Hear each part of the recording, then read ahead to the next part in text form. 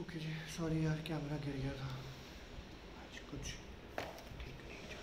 Anyway, तो सबसे पहले असेसमेंट ऑफ पर्सनालिटी के बारे में हम लोग पढ़ लेते हैं। तो इसमें इन्होंने यही बताया कि पर्सनालिटी असेस करने के क्या तरीके हैं, और इन्होंने इसको समझाते हुए डेफिनेशन भी यहाँ पे मेंशन करी है इसकी, कि to know, understand and describe people is a task in which everybody is involve in day to day life. When we meet new people we often try to understand them and even predict what they may do before we interact them. And in our personal lives, we rely on past experiences, observation, conversations and information obtained from other person. तो usually यही होता है, हम अपने experience से लोगों को जो है अंडरस्टैंड करने की कोशिश करते हैं, या फिर जो है कई बार क्या होता है, जैसे हमारे पेरेंट्स हैं या नियर डियर वंस हैं, वो हमें एक्सप्लेन कर देते हैं कि ऐसे तरीके के लोग होते हैं। तो काफ़ी सारे जो है फैक्टर्स इसके पीछे काम कर रहे होते हैं। बट इनफैक्ट ये भी होता है कि कई बार जब आप दूसरों के व्यू पॉइंट सुन लेते हो तो आपके जजमेंट जो है, ठीक है, आपके कुछ चीज़ें जो हैं वो कलर हो जाते हैं। इनफैक्ट आपको ऐसा सोचने पर मजबूर होना पड़ जाता है कि शायद ये चीज़ें ऐसी ही हैं। हैंस हमें जो है एफ़र्ट्स इस तरीके से करना चाहिए ताकि हम लोग जो है पर्सनालिटीज़ को एनालाइज कर पाए। फॉर्मल एफ़र्ट इसके लिए किया गया है, जिसको नाम दिया गया है पर्सनालिटी असेसमेंट। तो ये 1 and 2 मार्कर का है पर्सनालिटी असेसमेंट, जब आप फॉर्मली इसको जो है अंडरस्टैंड करने की कोशिश करते हो अपने तरीक़ों के साथ, उनको पर्सनालिटी असेसमेंट बोलते हैं। असेसमेंट का मतलब क्या है? Refers to the procedures use to evaluate और differentiate people on the basis of characteristics. तो सर्टेन कैरेक्टरिस्टिक्स होते हैं, जैसे अभी हमने पीछे पढ़ा भी था, type approaches, trait approaches, which is very, इन्होंने भी ब्रॉडर डायमेंशन से बताया, बट नैरोअर भी हो जाता है ये। और गोल ये होता है कि हम इंसान के पर्सनालिटी को, उनके बिहेवियर को मैक्सिमम एक्यूरेसी के साथ जान पाए। इन असेसमेंट हम लोग ये जानने की कोशिश करते हैं एक इंसान क्या करता है किसी भी एक पर्टिकुलर सिचुएशन में। And besides promoting our understanding, assessment भी जो है हम लोग डायग्नोस करने में, training, placement, counselling and other purposes के लिए यूज़ कर रहे होते हैं। डे टू डे सेटिंग्स में ये यूज़ होता है। तो साइकोलॉजिस्ट ने इसके लिए काफ़ी सारे तरीके बताए, जैसे साइकोमेट्रिक टेस्ट है, सेल्फ रिपोर्ट मेजर्स हैं, प्रोजेक्टिव टेक्निक्स हैं एंड बिहेवियरल एनालिसिस हैं। ये सब जैसे अभी सेल्फ रिपोर्ट और प्रोजेक्टिव एंड बिहेवियरल एनालिसिस हम लोग पढ़ेंगे, ठीक है। साइकोमेट्रिक यहाँ पे एक्सप्लेन नहीं है, तो ये इन्होंने बता रखा है। तो सबसे पहला मेजर जो है वो है self report measure. As name suggest, first chapter में आपको इसके बारे में थोड़ा सा पढ़ने को मिला था, सेल्फ रिपोर्ट क्या होता है। तो factual information about your ideas, beliefs, ठीक है, वैल्यूज जो आप होल्ड कर रहे होते हो, तो आपके सेल्फ रिपोर्टिंग की तरह आ जाता है। एंड ये गॉर्डन ऑलपोर्ट ने सजेस्ट किया था कि best method to assess a person is by asking him और her about herself himself. तो आप जब भी इंटरव्यू देने जाओ तो आपसे पूछते हैं tell me about yourself, बड़ा सिंपल सा प्लेन सा क्वेश्चन वहाँ पे होता है, और भी जो है इन निटिग्रिटीज़ जानने की कोशिश करते हैं। इसकी वजह से सेल्फ रिपोर्ट मेजर हमारे सामने आता है। ये स्ट्रक्चर्ड मेजर है, ज़्यादातर थ्योरेटिकल बेस्ड होता है। इसमें रेटिंग स्केल का यूज़ किया जाता है। इसमें आप ऑब्जेक्टिवली अपनी फीलिंग्स को रिपोर्ट कर पाते हो and the responses are accepted at their face value. तो जब भी आप इंटरव्यू देने जाओ तो आपसे बात कर रहे होंगे, तो जो भी आप रिस्पॉन्स जनरेट करोगे तो एट द फेस वैल्यू पे ही एक्सेप्ट वहाँ पे करते हैं। एंड इसको क्वांटिटेटिव टर्म्स में स्कोर किया जाता है and interpreted on the basis of norms develop for the test. Some of the well known self report measures are briefly describe below. तो इन्होंने इसको एक्सप्लेन किया है, जैसे अब ये जो भी है, MMPI है, आइसेंट पर्सनालिटी क्वेश्चनेयर है, 16 PF है, ये सब अलग अलग भी आता है। वरना सेल्फ रिपोर्ट मेजर जब आपसे पूरा पूछते हैं 6 मार्कर में, तो आपको थोड़ा थोड़ा फिर सारा ब्रीफ करना पड़ता है, ठीक है। तो MMPI क्या है, शॉर्ट नोट्स में कवर हो जाता है, 3-4 मार्कर। आइसेंट EPQ भी कवर हो जाता है, 3-4 मार्कर। 16 PF भी हो जाता है। तो MMPI स्कूल में करवाते भी हैं आप लोगों को, आई होप शायद करवाया भी हो, नहीं करवाया तो कोई बात नहीं, ठीक है, कई स्कूलों में कराया ही जाता है। तो इन्वेंट्री आजकल ज़्यादा बहुत बार ये यूज़ करी जाती है पर्सनालिटी असेसमेंट के लिए। हैथवे और मैककिनले ने इसको साइकेट्रिक डायग्नोसिस के लिए भी यूज़ किया था। बट टेस्ट जो है कई तरीके की साइकोपैथोलॉजी में भी हेल्प करता है आपको जानने में। इसका रिवाइज्ड वर्जन अवेलेबल है अब MMPI 2 के नाम से, और 567 स्टेटमेंट क्वेश्चंस होते हैं जिसका आंसर आपको ट्रू फॉल्स के हिसाब से देना पड़ता है। टेस्ट को 10 सब स्केल्स में डिवाइड किया गया है, जिससे कि आप इंसान को, उसकी पर्सनैलिटी को जान सकते हो कि वो हाइपोकॉन्ड्रियाक है, डिप्रेसिव है, हिस्टीरिया है, साइकोपैथिक है, डिविएशन भी है, मिस्कुलैनिटी, फेमिलिटी देखने को मिलती है, paranoia, psychasthenia, schizophrenia, mania, social introversion, ये सब चीज़ें देखने को मिल जाती है। तो one of the regular test में से है ये। इंडिया में JMPI बना हुआ है, Joshi and Malik multiphasic personality inventory, और वैसे जो यूजली MMPI हम लोग यूज़ कर रहे होते हैं। तो नई इन्वेंट्री MMPI 2 है, ठीक है। तो ये ध्यान रखिएगा कि क्या क्या चीज़ें। तो इसमें फिर फर्दर इन्होंने बोला कि आइसन का पर्सनालिटी क्वेश्चनर भी आता है। एच जे आइसन के बारे में हमने पीछे अभी पढ़ा भी था, और इसमें इसने यही बताया था कि 2 डायमेंशन ऑफ पर्सनालिटी है, वहीं पे हमने पढ़ लिया था। इंट्रोवर्ट या एक्सट्रोवर्ट है, इमोशनली स्टेबल, इमोशनली अनस्टेबल है, and these dimension are characterize by 32 personality traits. तो 32 तरीके के पर्सनालिटी ट्रेट्स यहाँ पे आ जाते हैं। लेटर एक थर्ड डायमेंशन भी ऐड कर दिया गया था, psychoticism. In it is link to psychopathology that represent the lack of feeling for others. तो जब अगर आप साइकोटिक होते हो तो आप दूसरों की तरफ फील नहीं कर पाते हो, आपका टफ मैनर होता है लोगों से इंटरेक्ट करने का, सोशल कन्वेंशन आप डिफाई कर रहे होते हो, हमें नहीं फॉलो करने, और जो इस पे स्कोर जिनका हाई होता है साइकोटिज्म में, तो ये लोग होस्टाइल होते हैं, ईगोसेंट्रिक होते हैं एंड एंटी सोशल होते हैं। और ये टेस्ट भी काफ़ी ज़्यादा यूज़ किया जाता है यहाँ पे, ठीक है, दोनों चीज़ें। हाँ जी, तो ये आपका था आइसेंक पर्सनालिटी क्वेश्चनर। इसके बाद इन्होंने 16 PF का बताया है, ये रेमंड कैटल का था, हमने पढ़ा था सोर्स एंड सरफेस ट्रेट्स पीछे। तो 16 PF भी काफ़ी जो है इस इन्वेंट्री को काफ़ी ज़्यादा यूज़ करते हैं। ये रेमंड कैटल ने डेवलप करी थी। इसने बोला कि पर्सनालिटी डिस्क्रिप्टर्स काफ़ी सारे होते हैं, जिसको फैक्टर एनालिसिस यूज़ करके इसने किया था, और हमें पता चल जाता है कि बेसिक पर्सनालिटी स्ट्रक्चर क्या है। इसके बारे में हमें बाद में पता चलेगा, यहाँ पे नहीं पढ़ाया हुआ। टेस्ट में डिक्लेरेटिव स्टेटमेंट्स होती हैं, जिसमें सब्जेक्ट रिस्पॉन्ड करता है to a situation by choosing from a set of given alternative. तो जैसे आपको एक सिचुएशन दी होगी, उसमें से 4 जो है उसके रिस्पॉन्स होंगे, और उस 4 रिस्पॉन्स में से आपको कोई चूज़ करना होता है। तो जैसे एक क्वेश्चन आता है, जैसे ऐसा क्वेश्चन आता है सोशल बिहेवियर का, पता चलता है कि आपने देखा सड़क पे एक्सीडेंट हो गया है, और आपको जो है कि आप उसकी सिचुएशन में क्या करोगे। तो देख के छोड़ के चले जाओगे, जाके हेल्प करोगे, गाड़ी में डाल के एम्बुलेंस में लेके जाओगे, या फिर जो है वीडियो रिकॉर्डिंग शुरू कर दोगे। तो ऐसे ऐसे नई इन्वेंट्रीज भी डेवलप हो जाती है। तो ये इन्होंने ऐसे करके क्वेश्चंस वहाँ पे कवर होते हैं। तो टेस्ट जो है हाई लेवल स्कूल स्टूडेंट्स के साथ, एडल्ट्स के साथ यूज़फुल होता है। Career guidance, vocational exploration, occupational testing के लिए हम लोग यूज़ इसको करते हैं, ठीक है, 16 PF को। And apart from few popular test which use self report technique which have been described above, there are several other that try to assess specific dimensions.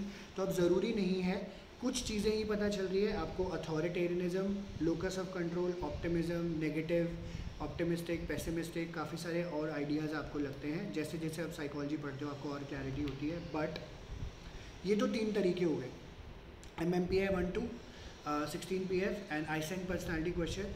But self report measure जो हमने पढ़ा, इसके आगे पहले आप लिख लीजिए, ये डायरेक्ट टेक्निक है, आपको पता होना चाहिए, क्योंकि क्वेश्चन कभी कभी आपसे पूछ लेता है डायरेक्ट और इनडायरेक्ट टेक्निक में आप डिफरेंशिएट करो, उसके एग्जांपल्स लिखो। तो अब याद रखना 4 और 6 मार्क्स का क्वेश्चन है, इंडिपेंडेंटली भी आता है ये। तो इसका कुछ लिमिटेशन भी है।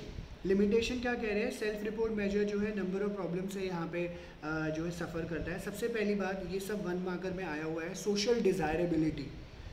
सोशल डिज़ायरेबिलिटी क्या कहता है, रिस्पॉन्डेंट है, जैसे हम लोग सारे रिस्पॉन्डेंट हैं, ठीक है, हम कोई टेस्ट दे रहे हैं और रिस्पॉन्ड कर रहे हैं, तो it is a tendency on the part of the respondent to endorse items in a socially desirable manner. जैसा सोसाइटी चाहती है वैसा आंसर दे देंगे, ठीक है। अब फॉर एग्जांपल मैं एक बात करता हूँ, जैसे हमारा धैर्य है, ठीक है, तो मैंने धैर्य को बोला, धैर्य सड़क पे तुमने एक्सीडेंट देखा, अब तुम इस सिचुएशन में क्या करोगे।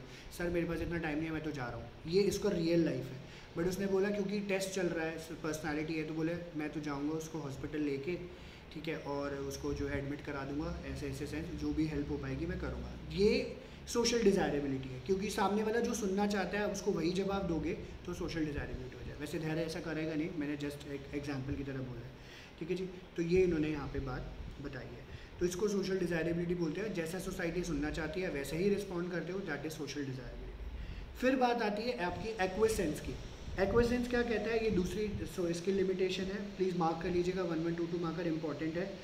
इसमें रिस्पॉन्डेंट अग्री कर जाता है आइटम्स को, ठीक है, बिना कुछ सोचे समझे, ठीक है। तो लिखा हुआ है to agree with the item question irrespective of their content. सबको हाँ हाँ हाँ हाँ कर दिया, या ज़्यादातर ना तो नहीं करते हैं, यस यस यस इसमें आता है। एंड ये जो टेंडेंसीज होती है, render the assessment of personality less reliable, ठीक है। तो जैसे आप कभी भी आप खुद भी प्रोजेक्ट करते हो, सारी चीज़ें येस कर दी, चलो सारी चीज़ें नो कर दी, सारी चीज़ें येस कर रहे होते हो, तो बायस्ड रिपोर्ट ही आप प्रेजेंट कर रहे हो, तो सामने वाले की शायद पर्सनैलिटी या उसके व्यू पॉइंट्स के बारे में आपको पता नहीं चलता है। एंड यहाँ पे एक कॉशन नोट यहाँ पे डिस्क्राइब किया गया है, लिखा गया है, remember that psychological testing and understanding personality requires great skill and training unless you have acquired these two an optimum level under careful supervision of expert. You should not venture into testing and interpreting the personality of your friends who do not study psychology.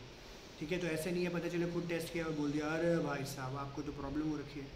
ठीक है, तो ऐसा नहीं करना है अपने दोस्तों के साथ, दोस्तों का बेड़ा गर्क नहीं करना है आपको, प्लीज़ कृपया करके ध्यान रखिएगा, क्योंकि मज़े लेने वाले बहुत बैठे हैं अपने दोस्तों से।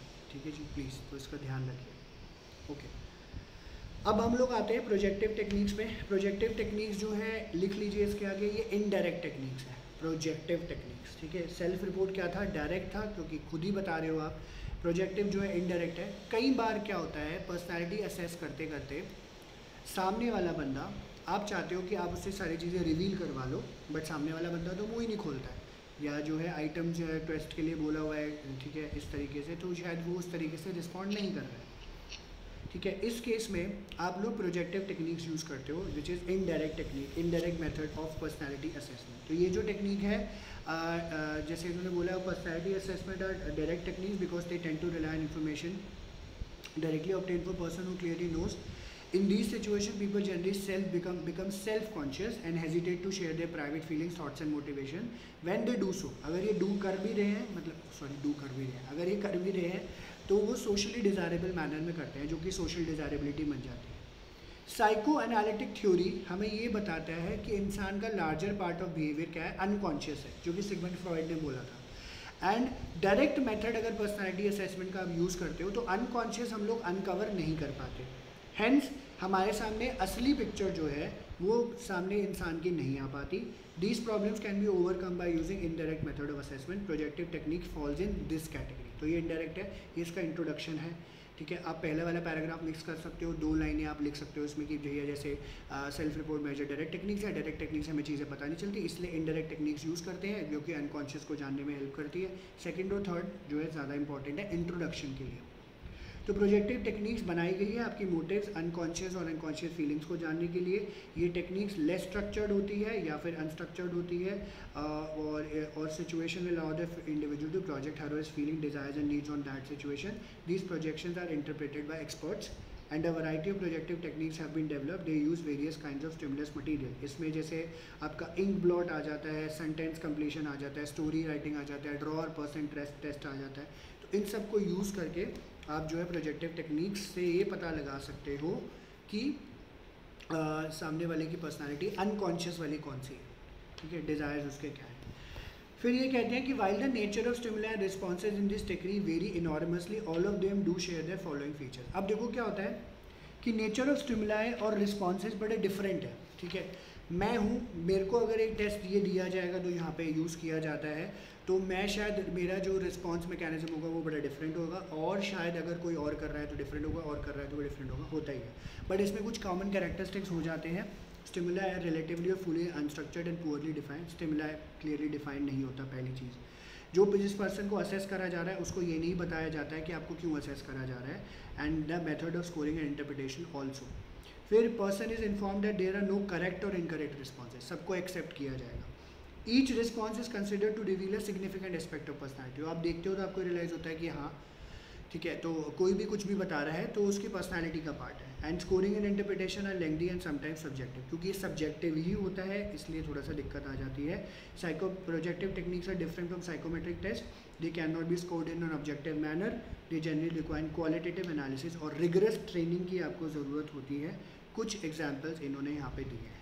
ठीक है, तो ये प्रोजेक्टिव टेक्निक्स कैसे क्वेश्चन आता है, डिस्क्राइब प्रोजेक्टिव टेक्निक्स, और कोई भी 2 टॉपिक्स की आपको एक्सप्लेनेशन देनी होती है। कभी कभी ये स्पेसिफाई कर देते हैं, या और नहीं तो फिर आपको अपने आप ही लिखना पड़ता है, कोई भी 2 चूज़ करके। ठीक है, तो आपको लर्न तो सारे ही करने पड़ेंगे फिर एक हद तक। ठीक है, सबसे पहले जो है वो है Rorschach ink blot test. Rorschach ink blot test जो है आप देख लो, एक पिक्चर यहाँ पे बनी हुई है। तो पिछले जब हमने क्लासेस ली थी तो लोगों ने अपने अपने एजम्पशन दिए थे, तो कोई कुछ कह रहा था, कोई कुछ कह रहा था। तो लाइक जस्ट अभी इसको कंसिडर करते हैं। चैतन्य ये पिक्चर दी हुई है फिगर 2.4, इसको देख के क्या लग रहा है, क्या है फिगर रिप्रेजेंट कर रही है? सर ये वेब टाइप लग रही है। वेब टाइप लग रही है, ओके ओके, ठीक है चैतन्य, थैंक यू वेरी मच। कीर्ति, तुम्हें क्या लग रहा है पिक्चर देख के, क्या है ये?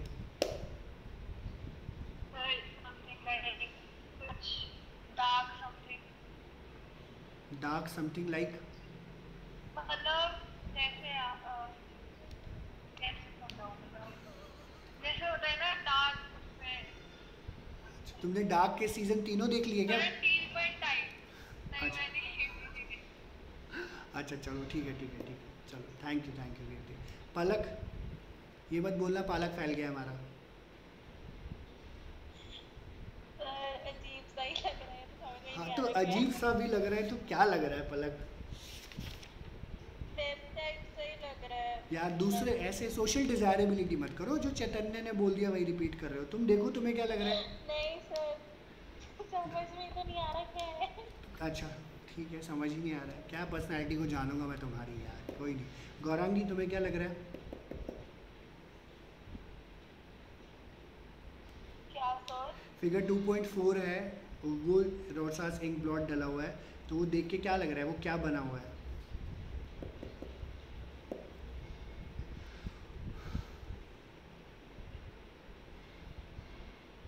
मिला? सोच रही हूँ अच्छा सोच रहे हो, इतना टाइम?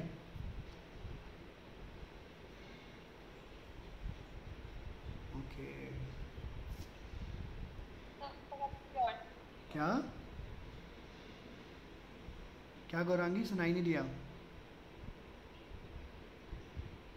मैं कह रही हूँ तब तक किसी और से पूछ लो ओके ओके ठीक है।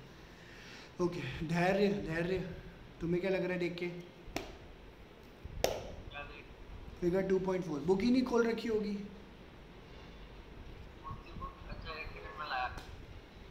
ये भगवान, छोड़ दो बैठे रहो, ले आओ आराम से। चलो एनीवे, जिसने जो बोला ठीक है। अब जैसे बहुत लोगों के अलग अलग एक्सप्लेनेशन है, कोई बोलता है रॉकेट है, कोई बोलता है बैट है, कोई बोलता है वेब है, कोई कुछ है कोई कुछ है।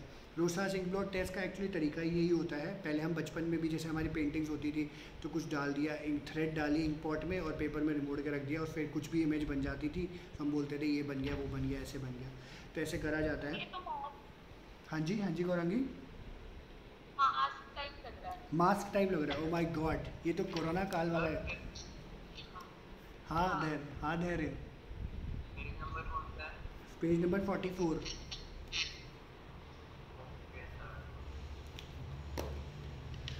ओके तो गौरांगी ने बोला mask. Gaurangi I think corona से ज़्यादा डर रही होगी तो इसलिए वो मास्क बता रही है, ठीक है। तो पर्सनैलिटी सजेस्ट। नहीं वो आज वाला जो वो होता है ना हाँ नॉट दैट वाला मास्क हाँ समझ गया कोई दिक्कत नहीं। एनीवे या ओके। तो रोसास इंक ब्लॉट टेस्ट क्या कहता है? तो जैसे सब लोगों ने अपना अपना वर्जन दिया है, तो ये टेस्ट तो सबसे पहले हरमन रोजकाक ने डेवलप किया था। इसमें 10 इंक ब्लॉट्स होते हैं। अब तो कंप्यूटराइज्ड हो गया है। 5 ऑफ देम ब्लैक में होते हैं, ब्लैक एंड वाइट में, 2 रेड इंक से होते हैं, बाकी सारे पेस्टल कलर्स में होते हैं। ब्लॉट जो है सिमेट्रिकल इन डिज़ाइन होते हैं, स्पेसिफिक शेप या फॉर्म के होंगे। हर एक ब्लॉट जो है वाइट कार्डबोर्ड के साइज़ में 7x10 के शीट पे प्रिंटेड होते हैं। एंड ब्लॉट्स को कैसे बनाया जाता है? इंक ड्रॉप कर देते हैं एंड पेपर को मोड़ दिया जाता है, इसलिए इसको इंक ब्लॉट टेस्ट बोला जाता है। और the cards are administered individually in 2 phases। First phase होता है performance proper. Subjects are shown the cards and asked to tell what they see in each of them. जैसे मैंने आपसे पूछा कि आपको इसमें क्या देख के पता चल रहा है। एंड सेकेंड फेज में called inquiry, a detail report of the responses prepared by asking the subject to tell where how and what basis was a particular response paid. क्यों आपने ऐसा बोला, क्यों ऐसा लग रहा है। फाइन जजमेंट इसमें यही है कि is necessary to place the subject response in a meaningful context. The use and interpretation of this test require extensive training, computer techniques to have been developed for analysis. तो इसका एक proper किताब आती है ढंग से, तो उसमें सारी एक्सप्लेनेशन लिखी होती है। ऑब्वियसली मेरे को तो नहीं पता, मैंने पहले भी आपको बताया था। तो ये सब यहाँ पे बताया जाता है। तो आप इसके बारे में ऑनलाइन भी पढ़ सकते हो, जो एग्जाम्पल दे रहे हैं इस तरीके से, तो आपको ये जो है एग्जाम पता चल जाएगा। ठीक है जी, ओके। फिर सेकंड जो है थीमेटिक परसेप्शन टेस्ट है। थीमेटिक परसेप्शन टेस्ट जो है ये मॉर्गन एंड मुरर ने बताया था, और ये थोड़ा सा स्ट्रक्चर्ड है इंक ब्लॉट टेस्ट है। इसमें इन्होंने बोला है कि 30 black and white picture cards होते हैं, 1 ब्लैंक कार्ड होता है, और हर एक पिक्चर जो है डिपिक्ट करती है ऑफ वन और more people in a variety of situations.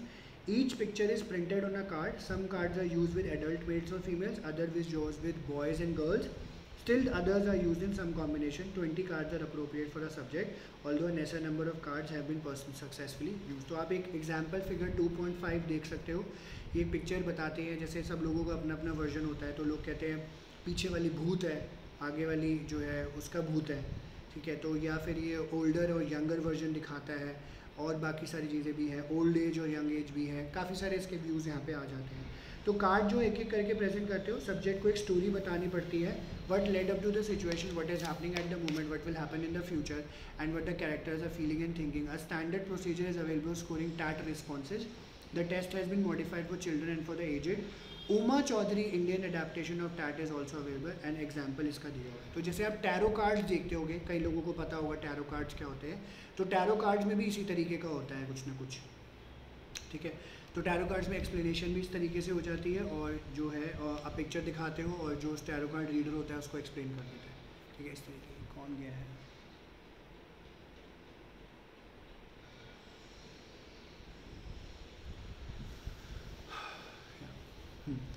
ठीक है। तो ये आपका था टैट। और फिर है रोजनबाइग्स पिक्चर फ्रस्ट्रेशन स्टडी। ये भी एक तरीका होता है आपका पर्सनालिटी जानने का। तो इससे क्या होता है, इसमें ये रोजनबाइग ने बनाया था कि लोग जो है एग्रेशन कैसे एक्सप्रेस करते हैं फ्रस्ट्रेटिंग सिचुएशन में। टेस्ट जो है आपको एक कार्टून देता है, the help of cartoon like picture a series of situation in which one person frustrates another और calls attention to a frustrating condition. The subject is asked to tell what the frustrated person will say और do. तो जैसे दो pictures दिखा दिए, तो picture देख के बोल रहे हो कि दूसरा बंदा क्या बोलेगा। Analysis of responses is based on the type and direction of aggression. An attempt is made to examine whether the focus is on frustrating object or on the protection of the frustrated person. तो कई लोग बोलते हैं कि ना इसको गाली देनी चाहिए, इसको ये करना चाहिए। कई लोग बचाने की कोशिश करते हैं कि चलो आराम से बात कर ली जाए, प्रॉब्लम सॉल्व कर लिया जाए, या कंस्ट्रक्टिव सोल्यूशन दे रहे हैं। तो direction of aggression may be towards the environment, towards oneself, और it may be turned off an attempt to gloss over evade the situation. Pareek has adapted this test for use with the Indian population, ठीक है। तो हमने Indian population के साथ इसको use करने में काफ़ी हेल्प करी है, ठीक है। ये बताएं। तो ये रोजनबाइग्स पिक्चर फ्रस्ट्रेशन स्टडी जो है इन्होंने यहाँ पे एक्सप्लेन करी है, ठीक है जी। ओके, तो इजी है, कुछ ज़्यादा मुश्किल नहीं है। रोशाश इंकब्लॉट टेस्ट काफ़ी इंपॉर्टेंट है इसमें से, ठीक है। और बाकी सारे कम ही आया हुआ है, फ़िलहाल इसके ऊपर आप ज़्यादा ध्यान दीजिएगा। फिर जो है सेंटेंस कंप्लीशन टेस्ट है। सेंटेंस कंप्लीशन टेस्ट आप देखो, कुछ एग्जांपल्स यहाँ पे दिए हुए हैं। तो आपको कुछ, जैसे बचपन में हम लोग करते थे, फिल्म्स आपको दे देते थे, तो आप जो जो चीज़, अभी रिसेंट में मैंने ये टेस्ट किया था किसी एक छोटे से बच्चे को ऊपर, 8th क्लास का था। तो वो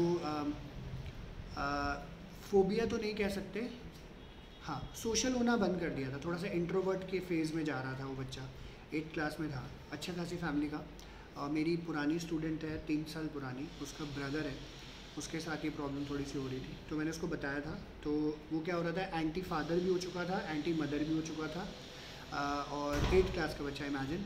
और क्यों हो चुका था, सबसे बड़ा रीज़न उसका ये था कि ना मेरे फादर जो है, जो मुझसे वादा करते हैं वो नहीं देते। All the family is very well of, सब चीज़ें बढ़िया थी, ठीक है। तो कोई ऐसी दिक्कत वाली बात नहीं। जब कोई, जैसे कई बार बच्चे पेरेंट्स टाल देते हैं, कुछ हो जाता है, तो उसको बड़ा वो प्रॉब्लम था। फिर दोस्तों यारों से खेलना कूदना बंद कर दिया उसने, ये सब चीज़ें। तो ये चीज़ें ये टेस्ट मैंने कराया था कि वो एक्चुअली में क्या बताना चाह रहा है, कौन सी साइड रिवील करना चाह रहा है। तो काफ़ी जो है रिस्पॉन्स वहाँ से आए थे, रिस्पॉन्स मैं नहीं शेयर कर रहा आपके साथ, ठीक है। तो ये चीज़ें उन्होंने बताई थी। तो सेंटेंस कंप्लीशन टेस्ट इस तरीके से किया है। तो मुझे एक पर्सनालिटी को उसका एक, मैं जो कि ऑलरेडी मैं पहले उसको बता चुका था कि शायद ये प्रॉब्लम होगी, तो एग्जैक्टली वही हुआ, ठीक है। तो इंट्रोवर्जन तो था ही था, और जो है सोशल जो है एक तरीके से कट ऑफ भी उसका ज़्यादा हो गया था, और एंटी फादर, एंटी मदर, और एक टाइम पे एंटी सिस्टर वाली फीलिंग्स भी उसकी आ रही थी, ठीक है। तो इससे आपको काफ़ी, ये तो 4 एग्जांपल्स ही बस इन्होंने यहाँ पे दिए। तो टेस्ट जो है number of incomplete sentences use करता है। The starting part of the sentence is first presented, the subject has to provide an ending to the sentence. Obviously इसमें भी आप सोशल डिज़ायरेबिलिटी ले लेते हो। अब इनफैक्ट अगर मैं आप लोगों से फिल कराऊंगा तो आप लोग सोशल डिज़ायरेबिलिटी की तरह ही करोगे, मन में कुछ और होगा, यहाँ पे कुछ और लिख रहे होगे। So it is held that the type of ending used by the subject reflect their attitude, motivation and conflict. The test provides subject with several opportunities to reveal their underlying unconscious motivation. A few samples are given below. My father dash, my greatest fear is dash, the best thing about my mother is dash, I am proud of dash, so and so, so and so. तो कुछ भी कर सकते हो, आपको जिस तरीके का रिस्पॉन्स चाहिए आप उस तरीके से फिलअप्स इसका क्रिएट कर पाओगे। Okay, sorry. अब जो लास्ट है वो ड्रॉ अ पर्सन टेस्ट है। अभी ये कहाँ है, आराध्या है नहीं, आराध्या का स्कूल में टेस्ट हुआ था, तो ड्रॉ अ पर्सन टेस्ट उसके में टेस्ट में आया हुआ था। ठीक है। तो ड्रॉ अ पर्सन टेस्ट आपको ही बनाने के लिए बोलते हैं, इररिस्पेक्टिव ऑफ द फैक्ट आपकी ड्राइंग वाहियात होगी, उसके कोई लेना देना नहीं है। सिंपल टेस्ट है जहाँ पे आपको ड्रॉ करने के लिए बोलते हैं एक person on a sheet of paper, pencil और इरेजर भी दी जाती है। After the completion of the drawing the subject is generally asked to draw the figure of an opposite sex person. तो जैसे आपको बोला कुछ ड्राइंग बनाए, इंसान की बनानी है, फिर ऑपोजिट सेक्स बनाया जाता है। फॉर एग्जाम्पल अगर आप मेल बनाए तो फीमेल बनाओगे, फीमेल बनाओगे तो मेल बनाओगे, इस तरीके से। Finally the subject is asked to make a story about the person if she was a character in a novel और play. Some examples of interpretation as follows. तो एग्जैक्टली तो यहाँ पे इन्होंने नहीं बताया हुआ है, ठीक है, बट ये कहते हैं स्टोरी जब बना रहे होते हो उसके बाद कुछ इंटरप्रिटेशन इन्होंने बोली है कुछ लोगों की। कहते हैं अगर आप फेशियल फीचर्स ओमिट कर रहे हो, that suggest that a person tries to evade highly conflict ridden interpersonal relationship, पहली चीज़। Graphic emphasis on the neck suggest lack of control over impulses. तो जैसे सुराहीदार गर्दन बना रहे हैं लोग, सुंदर सुंदर, ठीक है, तो लोग इससे इम्पल्सेस पे कंट्रोल नहीं कर पाते हैं, ये भी देखना चाहते हैं। डिस्प्रोपोर्शनली कोई सर बड़ा बना रहा है, जैसे मेरे जैसा आपको दिख रहा होगा फॉर एग्जांपल, ठीक है, तो इससे कोई ब्रेन डिजीज़ या फिर pre occupation with headache show हो रहा होता है। एंड ये जो एनालिसिस है पर्सनालिटी की प्रोजेक्टिव टेक्निक फेयरली इंटरेस्टिंग है। ये आपको unconscious motive, deep rooted conflicts and emotional complexes individual की जानने की मदद करता है। However the interpretation of the responses requires sophisticated skills and specialised training. There are problem associated with the reliability of scoring and validity, क्योंकि सब subjective है, but the practitioners have found these techniques quite useful. ठीक है, ये जो है इसका काफ़ी हेल्प किया जाता है। एक सेकंड, नहीं वो इसी चल रहा था ना। ओके, तो ये एक असेसमेंट ऑफ पर्सनैलिटी हमारी ख़त्म हो गई, डायरेक्ट और indirect. Self report measure direct है, फिर दोबारा बता रहा हूँ, लिख लेना। ये मत बोलना कि सर हमें पता नहीं है, टेस्ट में मैं देता हूँ फॉर श्योर क्वेश्चन ये वाला, ठीक है। प्रोजेक्टिव टेक्निक्स है बोर्ड्स का भी, क्योंकि हिट क्वेश्चन है तो टेस्ट में मैं देता हूँ, पहले बता दिया मैंने आपको। प्रोजेक्टिव टेक्निक है, इनडायरेक्ट टेक्निक्स है, एक जगह लिख लीजिएगा ये भी, ठीक है। और अब बात आती है बिहेवियरल एनालिसिस की, लास्ट है। तो ये भी आपका जो है तरीका है पर्सनालिटी असेस करने का। थोड़ा बहुत आपने इसमें 11th में आपने इसके बारे में पढ़ा हुआ है। तो एक इंसान के बिहेवियर से भी काफ़ी मीनिंगफुल इन्फॉर्मेशन आप उसकी पर्सनालिटी के बारे में लिख कर निकाल सकते हो, बट उसके लिए आपको क्या करना पड़ेगा, ऑब्जर्वेशन ऑफ बिहेवियर, ठीक है जी। और रिपोर्ट जो है ऑब्जर्वर जो देता है उसमें डेटा क्या क्या आ सकता है। इंटरव्यू के थ्रू आप ये कंटेंट जो है ले सकते हो, ऑब्जर्वेशन के through, rating, nomination, situational test के थ्रू ये सब चीज़ें कवर कर सकते हो, ठीक है। तो बिहेवियरल एनालिसिस में ध्यान देना है यहाँ पे, बिहेवियरल एनालिसिस में इंटरव्यू और ऑब्जर्वेशन दो तरीके कवर होते हैं। बिहेवियरल रेटिंग्स का क्वेश्चन अलग आता है, ठीक है। बिहेवियरल रेटिंग्स का कभी कभी क्वेश्चन ऑल्दो एक ही का पार्ट है, बट ये कभी कभी अलग पूछ लेते हैं आपसे। तो इंटरव्यू, ऑब्जर्वेशन, स्पेसिफिक क्वेश्चन ये आते हैं यहाँ से आपसे पूछे हुए कि भाई बिहेवियरल एनालिसिस के 2 मेथड्स बता दो, बिहेवियरल रेटिंग्स बता दो, उसके लिमिटेशंस क्या हैं, ठीक है। और नॉमिनेशन, सिचुएशनल टेस्ट भी अलग से कवर हो जाते हैं, ठीक है। तो ये उन्होंने बोला सबसे पहले इंटरव्यू हमने 11th में पढ़ा हुआ है, ज़्यादा हमें 1 to 1 ही यहाँ पे हो रहा होता है इंटरव्यू। और स्ट्रक्चर्ड ही होता है, अनस्ट्रक्चर्ड भी होता है, दोनों तरीके के इंटरव्यू होते हैं। अनस्ट्रक्चर्ड में जो मर्जी जैसे तरीके से पूछ लेते हो, लाइक कॉफ़ी विद करण, ठीक है। एक शेखर सुमर वो होती है ना, मूवर्स एंड शेकर्स आता था, कॉफ़ी विद करण आता था, और उसका भी आता है एक USA में शो है, मुझे नाम याद नहीं आ रहा है, मैं उसको फॉलो किया हुआ इंस्टाग्राम पे, वो भी ऐसे कुछ कर रही होती है। एनीवे, ठीक है। तो अनस्ट्रक्चर्ड ही हो जाता है। स्ट्रक्चर्ड जो होता है सीरियल वाइज क्वेश्चन होते हैं, ठीक है। 1 by 1 चीज़ें आपसे पूछी जाती हैं और इस तरीके से चीज़ें करी जाती हैं। और इसमें सेट ऑफ क्वेश्चन आपको पहले ही दिए होते हैं, आपको वैसे ही पूछना है। अनस्ट्रक्चर्ड में जैसे मर्जी पूछ लो, कोई दिक्कत नहीं है। ऑब्जर्वेशन है, ये हमने 11th में भी पढ़ा था, नेचुरलिस्टिक पार्टिसिपेंट ऑब्जर्वेशन हो जाते हैं। और बिहेवियरल ऑब्जर्वेशन भी एक दूसरा तरीका होता है, हम जो है लोगों को देखते हैं, उनके लिए इंप्रेशन फॉर्म करते हैं। पर्सनालिटी असेसमेंट सोफिस्टिकेटेड प्रोसीजर है, तो अनट्रेंड पीपल नहीं कर सकते। It requires careful training of the observer and detail guideline इसके लिए चाहिए होती है। For example, a clinical psychologist may like to observe her or his client interaction with family members and home visitors. With carefully designed observation, the clinical psychologist may gain considerable insight into client's personality. Because her aspect को touch करना ज़रूरी है। It's not about कि मैं अगर सारी चीज़ें problem लेके गया हूँ तो मेरे बारे में पता करना है। फैमिली से भी पूछेंगे, बाकी लोगों से भी पूछेंगे जो क्लोजली एसोसिएटेड है, तो उससे थोड़ी सी क्लैरिटी आपको होती है, ठीक है जी। बट अब ये क्या कहते हैं, in spite of the frequent wide spread use, observation and interview methods are characterize by following limitation. तो बिहेवियरल एनालिसिस में इंटरव्यू ऑब्जर्वेशन करते वक्त इसकी कुछ लिमिटेशन हो जाती हैं।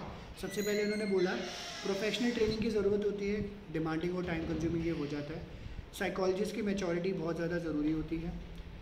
क्या पता कभी ऑब्जर्वर सामने आपके बैठा हो तो आपके रिजल्ट कंटामिनेट हो सकते हैं और शायद इन्फ्लुएंस भी हो सकते हैं, तो अच्छा डेटा आपको नहीं मिलेगा। तो ये आपको अलग से भी याद करना है लिमिटेशन इसकी क्या हो जाती है, ठीक है। एंड लास्ट जो है बिहेवियरल रेटिंग्स हैं। इसमें जो है आप रेटिंग्स, एक्चुअल वाली रेटिंग्स इसमें दे रहे होते हो। जैसे आप स्विगी जोमेटो से कुछ मंगाते हो तो रेटिंग्स दे रहे होते हो, रिव्यू कर रहे होते हो, तो वो रेटिंग का तरीका यही है और एजुकेशनल इंडस्ट्रियल सेटिंग्स में यूज़ होता है, स्कूलों में भी यूज़ होता है ये टीचर्स की रेटिंग के देने के लिए। गवर्नमेंट स्कूल में तो ऑब्वियसली उनका रेटिंग मैकेनिज्म बड़ा फॉर्मल है, हमारे यहाँ पे थोड़ा सा बाहर, प्राइवेट स्कूल्स में थोड़ा सा बाहर के तरीके से किया जाता है। तो behavioural ratings are generally taken for people who know the assessee intimately and have interacted with her or him over a period of time or have had a chance to observe her or him। तो like for example मैं पूछ रहा हूँ दिशा से कि तुम पलक के किस बारे में कितना जानते हो, क्योंकि पलक से, दिशा और पलक का थोड़ा सा रेगुलर इंटरेक्शन रहा होगा, सब चीज़ें रही होंगी, तो मैं अच्छे से उससे पूछ पाऊँगा। And they attempt to put individual into certain categories in terms of behavioural qualities. तो मैं फिर डालूंगा कि क्या पलक ऐसी है, क्या पलक वैसी है, क्या पलक पालक पनीर खाती है या फिर मलाई कोफ्ता खाती है, and so and so and so, ठीक है। सो ऑन मैं किसी के साथ भी कर सकता हूँ। तो कैटेगरीज में involve different numbers of descriptive terms. It has been found that use of numbers or general descriptive adjectives in rating scale always creates confusion for the rater. In order to use ratings effectively, the trait should be clearly defined in terms of carefully stated behavioral angles। तो मैं पूछ सकता हूँ कि क्या एक, जैसे अगर मैं बोलूँगा, दिशा से पूछता हूँ कि क्या इस पर्टिकुलर सिचुएशन में पलक हेल्प करना चाहेगी लोगों की, तो दिशा बोल सके नहीं। तो नहीं क्लियरली ये शो करता है कि फॉर एग्जांपल कि ये इस तरीके के पर्सन है, हाँ तो ये इस तरीके की पर्सनैलिटी है, तो ये हमें पता चल जाता है। बट इसकी अपनी लिमिटेशंस हैं और ये लिमिटेशन 1-1 मार्कर बोर्ड्स में आई हुई है काफ़ी बार, तो इम्पॉर्टेंट है, मार्क कर लीजिएगा इसको। रेटर जो होता है उसके बायसेस हमारे सामने आ जाते हैं, ठीक है, और जजमेंट हमारा कलर हो जाता है मेरी शर्ट की तरह रंग बिरंगा, ठीक है। For example most of us are greatly influence by single favourable और अनफेवरेबल टेस्ट। तो लाइक आई नो कि अगर जैसे दिशा से अगर मैं पूछ रहा हूँ पलक के बारे में, क्योंकि दोनों सेम क्लास में हैं इसलिए मैं बोल रहा हूँ एक एग्जाम्पल, कि अगर दिशा से मैं पलक के बारे में पूछ रहा हूँ और फॉर एग्जाम्पल, और पता है कि पलक बहुत अच्छी दोस्त है और पलक सर्टेन मामले में बहुत जो है स्ट्रॉन्ग है, तो कई बार एक फेवरेबल ट्रेट हमें ओवर पावर कर जाता है, तो हम सारे नेगेटिव जो चीज़ें हम छुपा लेते हैं, ठीक है, ऐसा हो जाता है। इस ओवरऑल बेसिस जजमेंट को हम लोग बोलते हैं हेलो इफेक्ट। जब आप एक किसी व्यू पॉइंट को लेकर पूरे ओवरऑल जजमेंट बना लेते हो उसको हेलो इफेक्ट बोलते हैं। फिर रेटर्स की टेंडेंसी क्या होती है, आप कभी कभी इंसान को मिडिल कैटेगरी में रख देते हो या फिर लास्ट में या शुरू में रख देते हो। मिडिल में रखोगे, जैसे 1 to 10 की रेटिंग है और आपने 5 या 6 पे आसपास रख दिया, तो ये मिडिल कैटेगरी बायस हो गई, ठीक है। तो यानी दिशा से पूछ लो पलक को रेट करो, तो दिशा ने 5-6 5-6 5-6 5-6 5-6 5.5 5.5 ये रेटिंग दे दी, तो ये मिडिल कैटेगरी बायस हो गया। और एक्सट्रीम में मैंने दिशा से पूरे पलक के बारे में 10 ये हो गया एक्सट्रीम रिस्पॉन्स बायस, ठीक है, इस तरीके से। तो लोग ऐसा कर रहे होते हैं, मिडिल करो एक्सट्रीम करो, थोड़ी सी प्रॉब्लम होती है। जब भी आप ये टेस्ट दे रहे होते हो कभी खुद को भी नोट करना, तो आप शुरू में कई न्यूज़, जैसे अभी मैंने रिसेंट में कोविड इफेक्ट का UN का वो दिया था, क्वेश्चन फॉर्म फिलअप किया था, तो उसमें कई सिचुएशंस के लिए मैंने 1-1 रेटिंग करी, कई के लिए 10-10 रेटिंग करी, कई के लिए 5 रेटिंग, तो मिक्स्ड जजमेंट्स आए। ज़रूरी है और सबके लिए 10-10 करे जा रहा हूँ मैं, ठीक है, और कहीं में टाइप करके भी देना था, ठीक है। तो ये जो टेंडेंसीज़ हैं हम ओवरकम कर सकते हैं by proper giving proper training, ठीक है जी। ये इन्होंने बिहेवियरल रेटिंग्स के बारे में बताया। अब बात आती है नॉमिनेशन की, ये अलग से भी पूछ लिया जाता है। नॉमिनेशन क्या है, 3-4 मार्कर के आसपास आता है। This method is often use in obtaining peer assessment. Peer assessment के लिए यूज़ किया जाता है, कलीग्स के लिए हो जाता है या आपके स्कूल में। It can be use with person who have been long term interaction and know well each other very well. In using nomination, each person is asked to choose one or more person of the group with he or she would like to work, study, play or participate in any other activity. The person may also be asked to specify the reason for her or his choices. Nomination thus received may be analyzed to understand the personality and behavioral qualities of the person. तो जैसे हम बोलते हैं ना, पहले हमें activities मेरे school में कराई जाती थी, अच्छा तुम किसके साथ जो है ये काम करना चाहोगे, तो यूजली हम क्या करते हैं, हम अपने क्लोज दोस्त को लेते हैं, जिसको ऑब्वियसली नहीं पसंद करेंगे तो वो फिर प्रॉब्लम होती है। तो रीज़न क्या हो जाएगा, दोस्त है हम तो जानते हैं इसको, इसलिए इसके साथ काम करना पसंद करेंगे, ठीक है। तो this technique has been found to be highly dependable although it may also be affected by personal biases. तो पर्सनल बायसेस इसमें भी आ सकते हैं, ठीक है जी। एंड लास्ट जो है सिचुएशनल टेस्ट है, ये अभी रिसेंट में अभी जो है 3 मार्कर का क्वेश्चन आया था 2018 में पेपर में, बोर्ड्स में। सिचुएशनल टेस्ट या सिचुएशनल स्ट्रेस टेस्ट क्या होता है, ठीक है, एक ही बात है, लिख लीजिएगा। तो सर 2019 बोर्ड्स लिखवाया है 2019 लिखवाया मैंने, अच्छा 2019 होगा फिर, कोई बात जी नहीं। सर। एक सेकेंड, अरे यार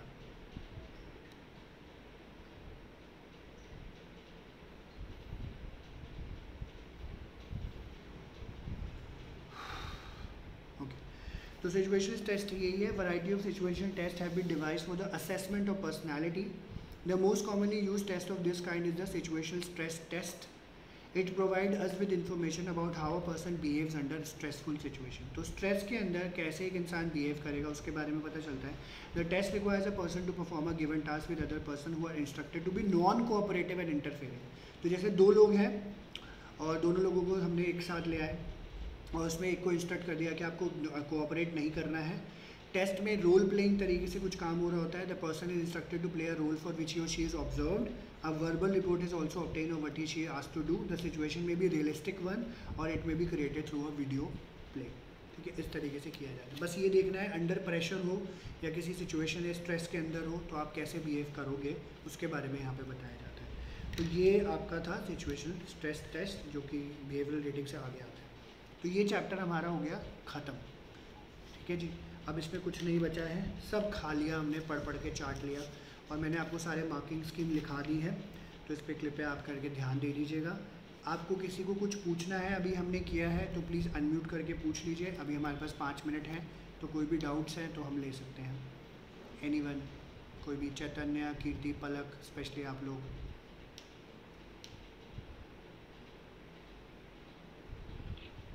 सर बिहेवियरल रेटिंग में लिमिटेशन का फर्स्ट पार्ट के बारे में आता है।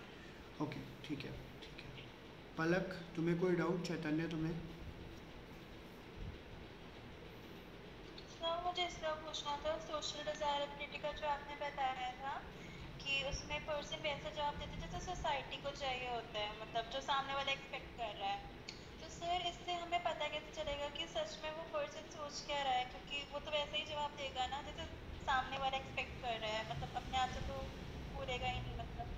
हाँ, तभी तो लिमिटेशन है ना पलक ये। तो उसके लिए फिर दूसरे टेस्ट बने होते हैं जानने के लिए। फिर तो उसका फिर जैसे हम फिर जब वो डायरेक्ट नहीं पता चलता है तो उसको ओवरकम करने के लिए इनडायरेक्ट टेस्ट का पता, इनडायरेक्ट टेस्ट पे ये जो हमने अभी पढ़े हैं इससे हमें पता करना पड़ता है फिर, क्योंकि दोनों का मिक्स ही यूज़ होता है आजकल। अभी इनफैक्ट आप लोग भी बाहर का भी काउंसलिंग कराना, 5-5, 6-6 हज़ार रुपये की पहली बात है काउंसलिंग है। ठीक है, और उसमें आपको ये दोनों मिक्स टेस्ट के यूज़ करे जाते हैं, डायरेक्ट भी और इनडायरेक्ट भी। तो जाके आपको सारी सिचुएशन बताते हैं, तभी इसलिए लिमिटेशन में डाला है। ओके, बिहेवियरल रेटिंग का जो हेलो इफेक्ट है, हेलो इफेक्ट बेसिकली क्या कहता है, जैसे कोई भी रेटर है, फॉर एग्जांपल मैं रेट कर रहा हूँ और मुझे कीर्ति को ही रेट करना है, और कीर्ति को रेट करते वक्त या मैं देखता हूँ, जैसे इसको एग्जैक्टली और क्लियर करते हैं कि कीर्ति, दिशा, पलक, आराध्या, धैर्य, चैतन्य अभी मेरे सामने है। तो फॉर एग्जांपल कि धैर्य मेरा बड़ा फेवरेट है या आराध्या मेरा बड़ा फेवरेट है, तो मैंने इनकी तरफ मैं बायस्ड रेटिंग दे सकता हूँ कि जब भी अगर कोई वो है तो मैं आराध्या को 10 दे रहा हूँ, धैर्य को भी 10 दे रहा हूँ, आराध्या 10, धैर्य 10, आराध्या 10, धैर्य 10, दिशा, चैतन्य, पलक, कीर्ति को मैं कुछ कम चीज़ें करा जा रहा हूँ। क्यों कर रहा हूँ? क्योंकि एक तो मेरा फेवरेटिज्म इसकी तरफ है, क्यों, आराध्या से पर्सनल रिलेशनशिप है, धैर्य से पर्सनल रिलेशनशिप है, और मैं बोलता हूँ यार ये इस मामले में तो बंदे बढ़िया है दोनों, कोई दिक्कत नहीं, अपना काम नहीं कर रहे तो कोई प्रॉब्लम वाली बात नहीं, मुझे तो जो ये चाहते हैं वो तो ये कर ही रहे। तो एक कहीं ना कहीं एक पर्सनल एक जो ट्रेट होता है वो हाईलाइट हो जाता है, उसको देख के फेवरेबल या अनफेवरेबल दोनों हो सकते हैं। जब हम किसी ट्रेट को अनफेवरेबल और फेवरेबल के पॉइंट ऑफ व्यू से रेट करना शुरू कर देते हैं, ठीक है, उसके बेसिस पे हम इंसान को रेट करना शुरू कर देते हैं, तो हमारा जजमेंट सही नहीं आता है। इसको हम लोग हेलो इफेक्ट के नाम से जानते हैं। ठीक है, तो अब मैं बोलता हूँ फॉर एग्जांपल कि आराध्य धैर्य सारे मामले में बेकार है, सारे मामले में, बट मेरे को बड़ा कोऑपरेट करते हैं, मेरी बड़ी रिस्पेक्ट करते हैं, तो मैं बोल दूँगा इस मामले में तो बढ़िया है, इसके बेसिस पे मैं रेटिंग दे दूँगा और ये हेलो इफेक्ट कहलाएगा, ये बोला जाता है। कीर्ति अब क्लियर हुआ?